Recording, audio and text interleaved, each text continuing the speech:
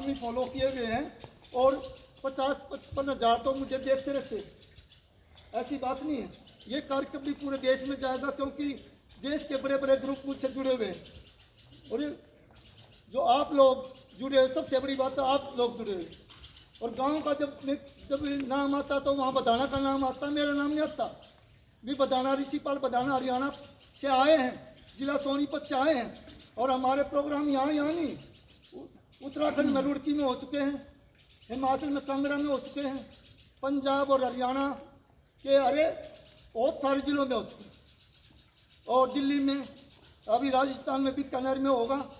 हम जो अपने देश के लिए, समाज के लिए काम करें, समाज के निर्माण के लिए सबसे पहले विद्यार्थी जीवन का कार्य है जो पूरा करें, उसके बाद हम समाज की बात कर सकते हैं। तो आपका काम है सिर्फ विद्या को ग्रहण करना, और किसी के पास समय नहीं है आप लोगों के लिए। तो लिखा है, माँ बाप भाई बहन सब होते हैं, प्रयोग किए हुए कर्म स्वयं को भोगने होते हैं। है विद्यमान तुम्हारे अंदर सारी शक्तियाँ, फिर तुम बाहर क्या खोज रहे हो? नौजवान में नौजवान जिंदगी तो माँ बाप क्या करेंगे बेचारे? माँ बाप तो अपनी जो उनका समय किस्मत का निकालते हैं, कसूर हम अपनी किस्मत का निकालते हैं। और छिपी है हर इंसान के अंदर अच्छा काम करने की शक्ति, फिर हम अपनी तरफ क्यों नहीं जागते हैं? कर नहीं सकते भलाई तो बुराई क्यों करते हैं? दूसरे को दोष मत दीजिए कि आप देख गलत गानों पे जो वीडियो बना के क्या दोष देना, बताओ। एक पैसा ही सब कुछ नहीं होता, एक चित्र भी बहुत कुछ होता है। ऋषिपाल जी ने चित्र बनाया, पूरे देश में अपना नाम कमाया, वो इसलिए उसका चित्र नाम है, विश्वास है। बोलो बाजार से है ना कोई भी सामान, ये नहीं कि यहाँ बैठ कर अभी मैं फ़ोन करूँगा यहीं पे आ जाएगा बगैर पैसे के। ये चित्र है ऋषिपाल जी का पूरे सोनीपत में।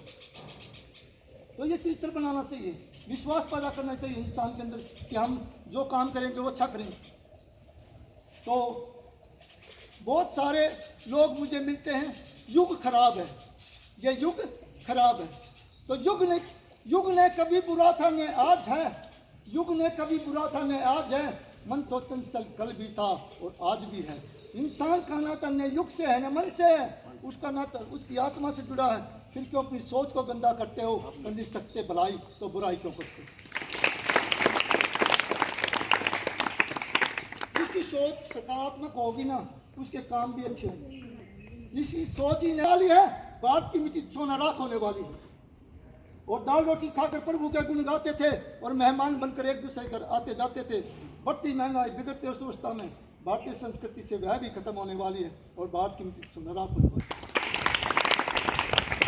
मंदिर मस्जिद गुरुद्वारे ये थे हमारे प्यारे, अपने अपने स्वार्थों के कारण आज हो गए न्यारे न्यारे। इंसानी पर शैतानों की सभी हदें पार होने वाली हैं और भारत की मिट्टी सोना राख होने वाली है। 30 किलो पे घूमने जाते थे और धर्मशालाओं में बैठे हो जाएंगे हम कुर्बान देश के लिए।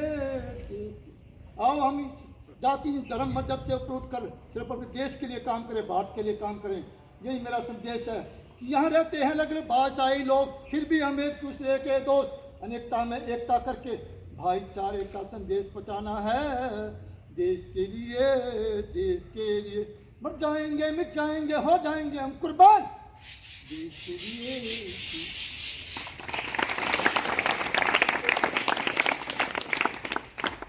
तो थोड़ा सा समय एक कविता की मैडम भी बोलेंगे। तो लिखा है, एक बार महसूस करता हूँ सारे कार्यों को जिस तरह से बात की जा चुकी है। आज देश को एक और भगत सिंह की जरूरत है जो कह सके इंकलाब जिंदाबाद, इंकलाब जिंदाबाद। सभी बोलेंगे बच्चे। अगर आपको मेरा अच्छा विचार लगे तो बता दीजिए आज कि ये इंकलाब जो पूरी दुनिया में पहुंचेगा आपका। तो इंकलाब जिंदाबाद, इंकलाब जिंदाबाद, इंकलाब जिंदाबाद, भारत माता की जय। जिसने करोड़ों लोगों के साथ हो रहे शोषण के विरुद्ध आवाज उठाई थी, क्रांति अमर रहे का संदेश देकर नौजवानों को संगठित करने में सफलता पाई थी। ऐसे नौजवान की जरूरत है।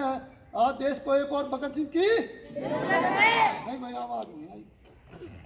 अरे लड़कियां आज मैं तो इनकलाब बनवा रहा हूँ, आज के बाद कोई इनकलाब भी नहीं बनवा सकता, क्योंकि ऋषि पाल के द्वारा लिखित कविता है, कहीं और नहीं मिलेगी आपको। इनकी एक कविता की 2 लाइन छोड़ दी थी ना बीच में, तो शायद ये जो है ना इनमें जोश नहीं बना, जोश अब आ जाएगा कि कोई तो मुझे समझे, मैं एक इंसान हूँ, किसी की बेटी, किसी की बहन, इस संसार की मैं जननी माँ हूँ, और कोई तो मुझे समझे, मैं एक इंसान। तो आपके अंदर जोश होना चाहिए, आप एक इंसान।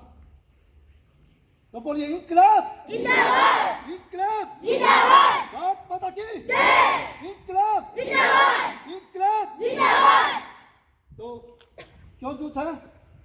तो बीच में लड़कियों की रह गई थी ना, जिस घर में जन्म लेती हूँ मेहमान बनकर आती हूँ, और खेल कूद कर बड़ी होकर मेहमान बनकर चली जाती हूँ, और कोई तो मुझे समझे, मैं भी एक इंसान हूँ, किसी की बेटी, किसी की बहन, इस संसार की मैं जननी माँ।